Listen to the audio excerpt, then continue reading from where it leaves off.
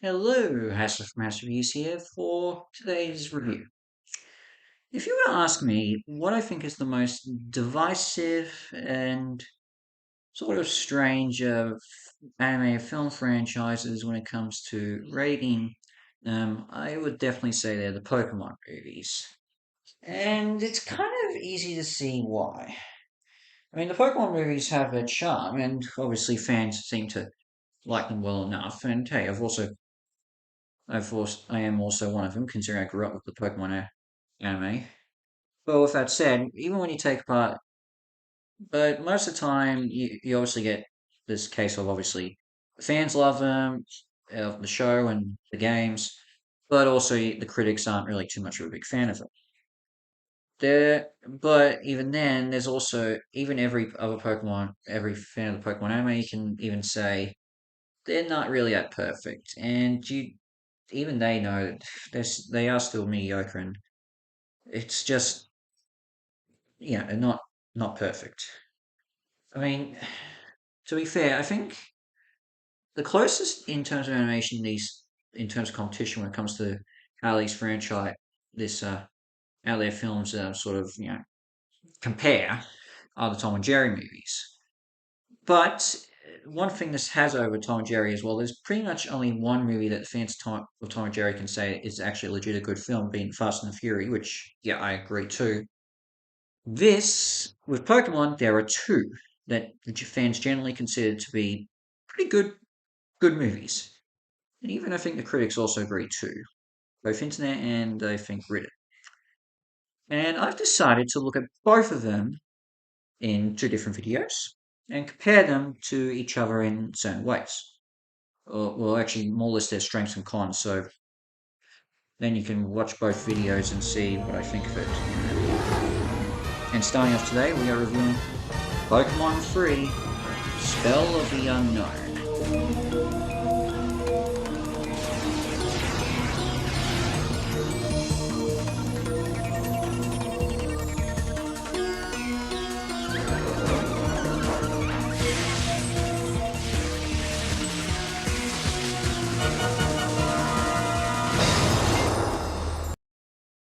So I guess I should start off is that this film is most well known to be the last of the Pokemon movies to be generally released worldwide in theaters, um, compared to everything else that compared to just being released in theaters in Japan, and also being the last one that Kids WB distributed, so Warner Bros. And all that.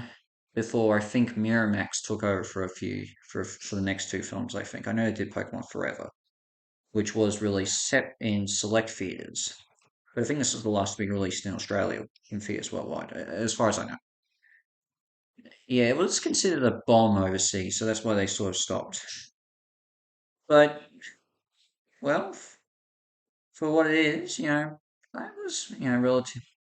Well, when it came to watching this movie, I didn't watch it till about when I was 13. Yeah, it took me a while beforehand, but I could appreciate nostalgia for it.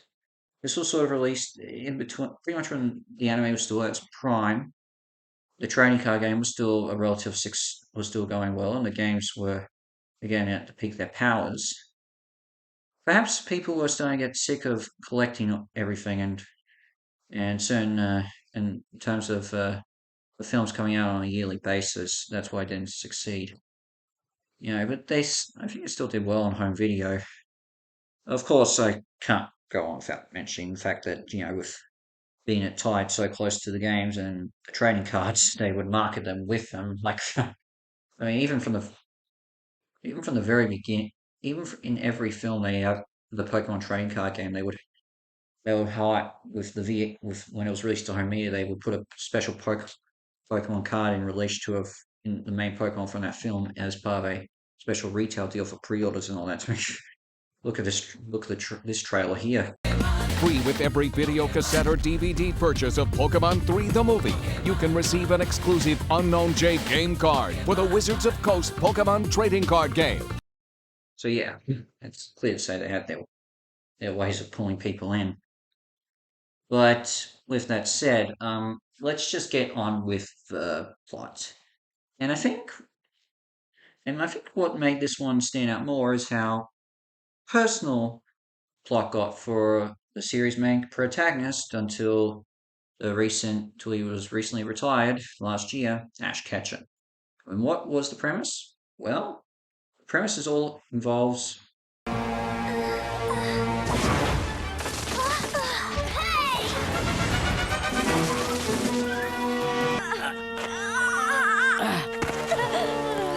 She's gone. I couldn't save her.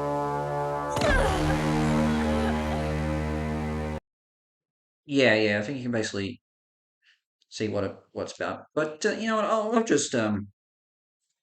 I'll just explain the whole thing anyway.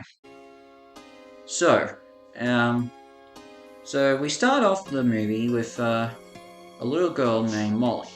Molly is, I think, 5 years old, and apparently her father was a close friend of both Professor Oak and Ash's mom, Delia, I think her name was.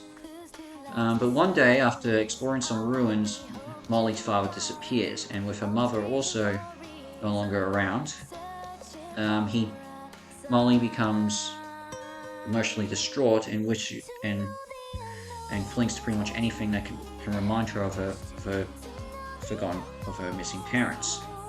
One day, however, the mysterious Pokemon Unknown, which fans of the games know as Pokemon that shaped after different symbols of the alphabet, come to Molly's family mansion, and using their power decide to shape reality into what Molly sees it, in order to help her mind, including reviving her father by creating an illusion of the legendary Pokemon Entei, as the drawing of Entei in the book reminds Molly of how the last time she played with her father, he pretended to be the legendary Pokemon. So, and in order determined to keep this fantasy alive, she encloses everything off from the outside world in giant crystals. This catches the attention of Professor Oak, and along with Delia, head to where Ash, Misty, and Brock are currently staying in Johto to find out what is actually going on. Upon seeing Delia and looking at a picture, reminding her of a picture of her and her father during happy times, Molly has Entei kidnap Ash's mom and to become her fantasy mother. Ash, as you saw in the scene just before, attempts to stop Entei from stealing his mom, but obviously fails. And after learning more and more about about Entei as a Pokemon, as well as Molly and her connection to Oak, and by extension him, decides to go off on his own to save his mom with the assistance of obviously Pikachu, along with his companions Misty and Brock. And so the three of them enter the crystallized mansion in order to save Ash's mom and, stop Molly from basically destroying the town that she resides in, with Team Rocket following right behind them. Yeah. So I guess what mainly stands out with this one is how personal this film is. I mean, and I think the fact of how they make it personal for Ash is actually what makes it original. I mean, I don't think there was ever any point in the anime where Ash's mom was ever kidnapped or hurt or in danger of anything. So it was unique to see this take a bit different, and I agree, and I think it's a great idea. I mean, keep in mind, his mom is Ash's only real parent that we've ever seen in the anime, or ever did see in the anime. I mean, it is hinted that his father's still around, but you never actually saw him at any point. They even referenced it in the final few episodes that Ash was the main protagonist of the Pokemon journey before before he was dropped as the main protagonist, that is.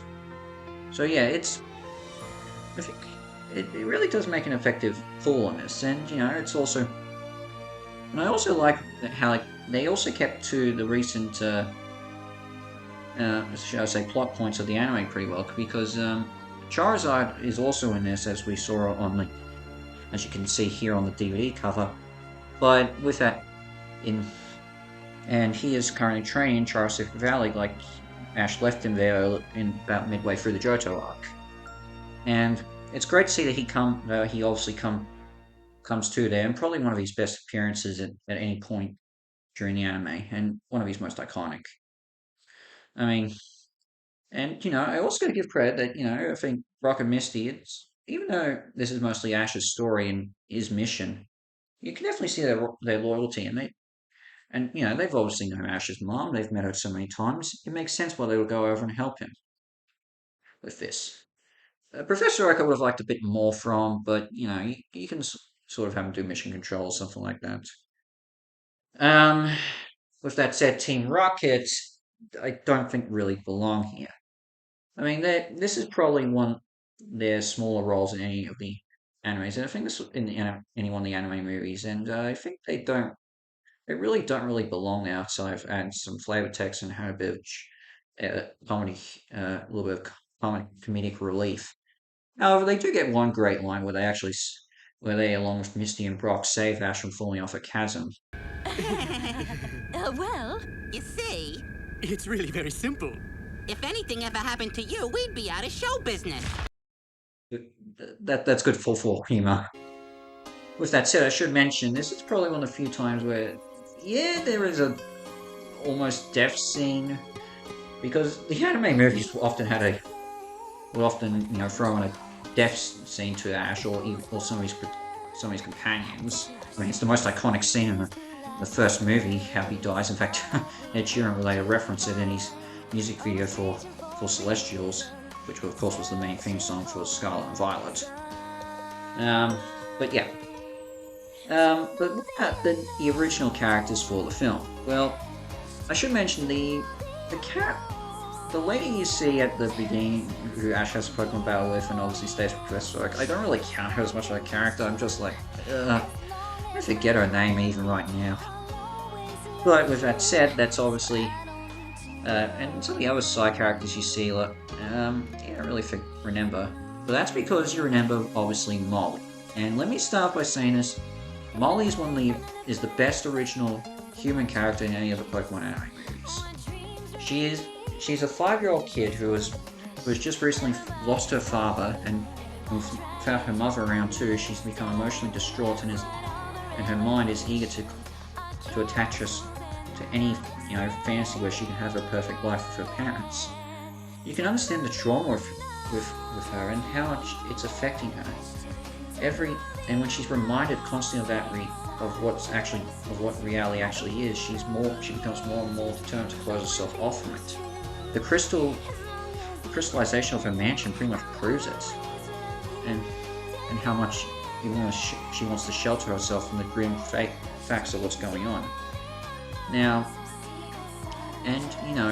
but it's also clear that she doesn't technically want to see anyone hurt, and and it is clear, especially when you see obviously with Entei, her imaginary father, to be fair, or illusion father, I should call it. Obviously, she's trying to protect him whenever he gets in danger during the climax or any point. But she begins to see more and more when she interacts with Brock and Misty when they help Ash, when they stay behind to fight her in imaginary Pokemon battles. Obviously, she's determined to protect.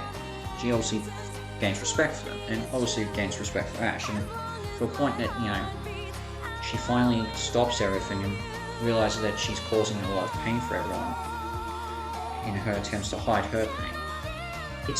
She is definitely an obstacle. You could say she's the antagonist, but you understand her motives, and I don't really think you can call her an antagonist. With that said, you can definitely say the same for Entei, but the thing is, I can't really say I can call Entei a character, because he's just an illusion. I mean, sure, he obviously cares a lot for Molly, but he was created to do so.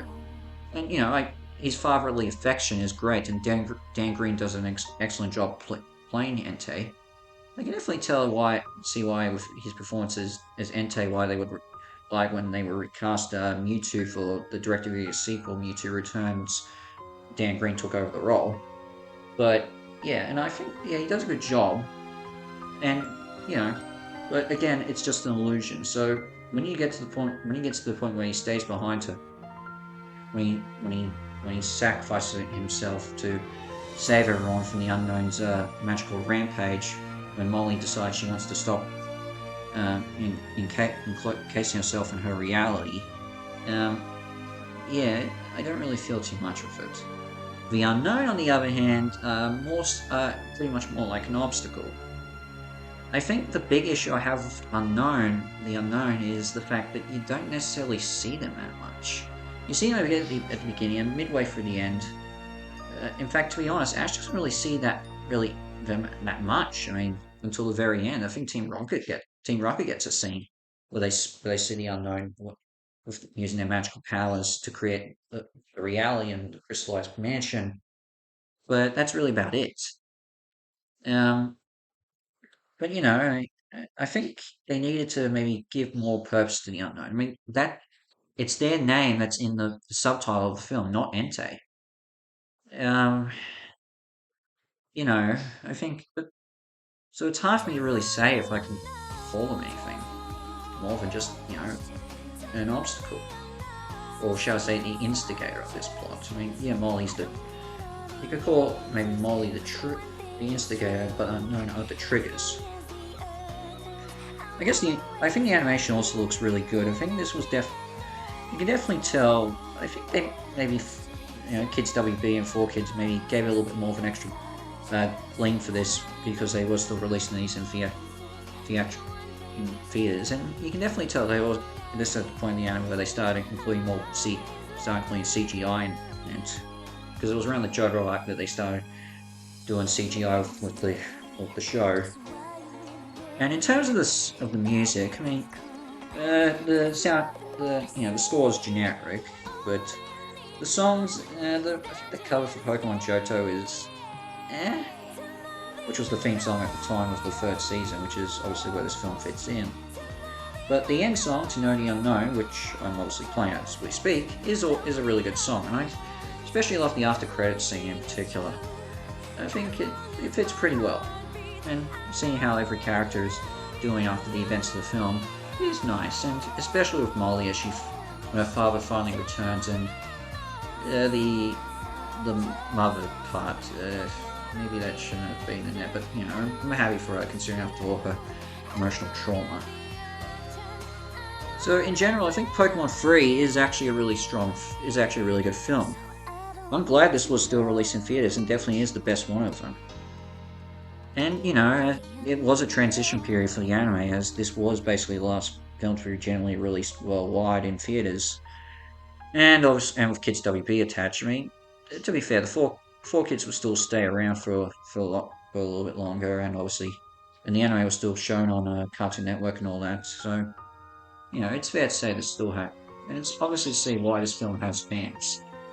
I think if they had improved Entei a little bit more, maybe, and the unknown, I could maybe appreciate more, and maybe not have Team Rocket involved. But it's hard for me to really say.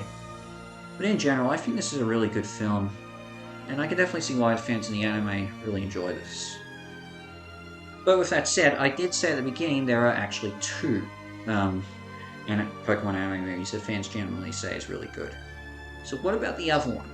Well, all I can say is tune in next time for when I actually take a look at the second one, and then at the end I will pretty much say which one is my favourite. So, as Francis is out, and I shall see you next time.